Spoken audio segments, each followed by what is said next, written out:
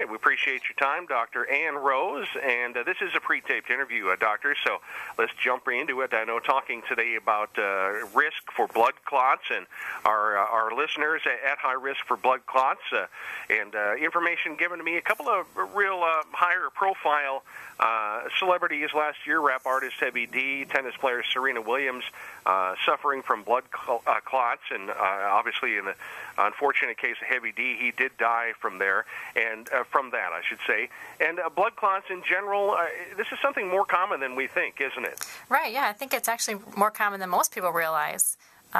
Each year alone in the United States, around 2 million people will be diagnosed with a deep vein thrombosis, or what we call a DVT, which is a clot in the legs. And of those patients, around 600,000 people will go on to develop pulmonary embolism, or a clot in the lungs, which is what you're kind of referring to with Heavy D and Serena Williams. Of those, around 1/3 or 200,000 people will actually die from these conditions.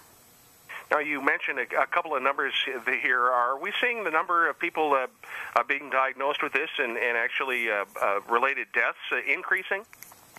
Well, I don't know if they're necessarily increasing. If anything, I think we might be getting better at preventing these types of clots, mainly because it is becoming something we are more aware of, especially in hospitalized patients.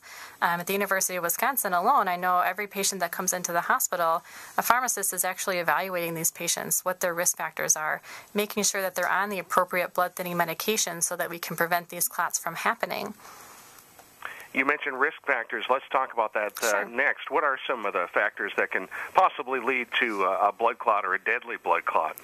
So one of the more common risk factors is being immobile or inactive for a long period of time.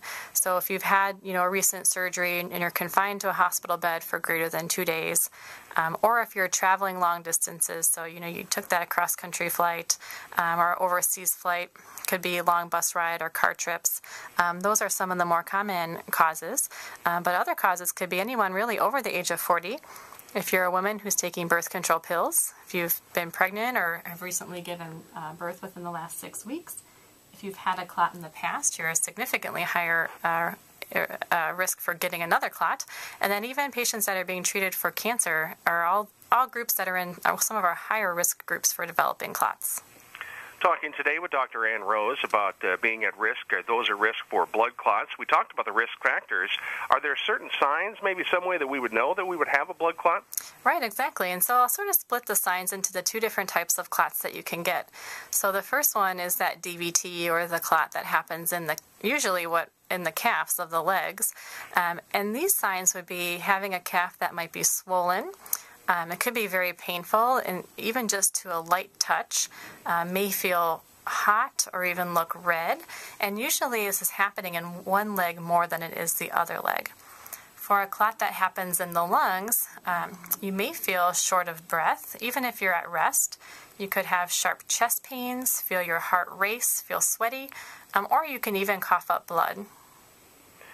And you're talking about the signs there. If you think you have one of these signs that you just mentioned, is it something that you need to go to ER right away, or what's the best way to deal with that? Right. So you want to make sure that you seek medical attention immediately and don't, wait out these signs that you're having. So going to an immediate care clinic or an emergency department to get these tests to see if it is a clot that's causing the problem, because you do want to get treated for these right away.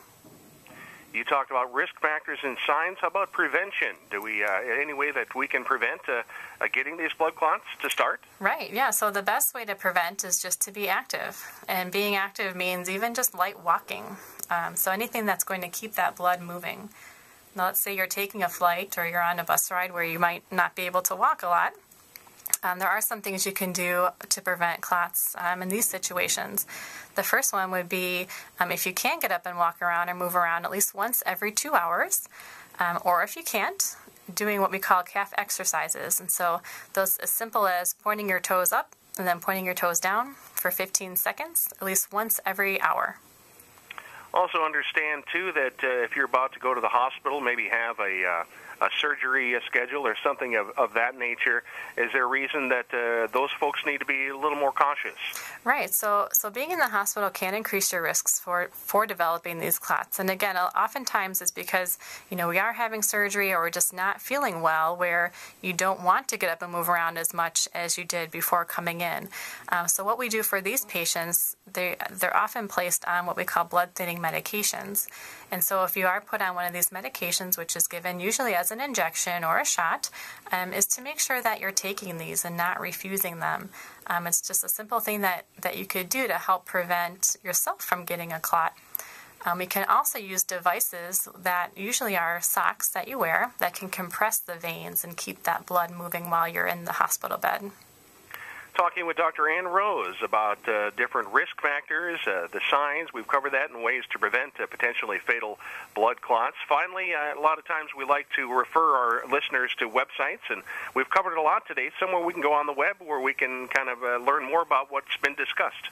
Yes, so the website safemedication.com is a great website, and there will actually be a link on that website to an information sheet that provides more tips for preventing DVTs. It'll actually list more risk factors for people that are at those higher risk groups of developing a DVT, and then also provide just general information on questions and medications. So if your listeners have other medication questions, it's a great resource to check out. It's all part of National Patient Safety Awareness Week going on March 4th through 10th. And Dr. Rose, the important information for our listeners. We certainly appreciate your time and information today. Great. Well, thank you for having me. Thanks.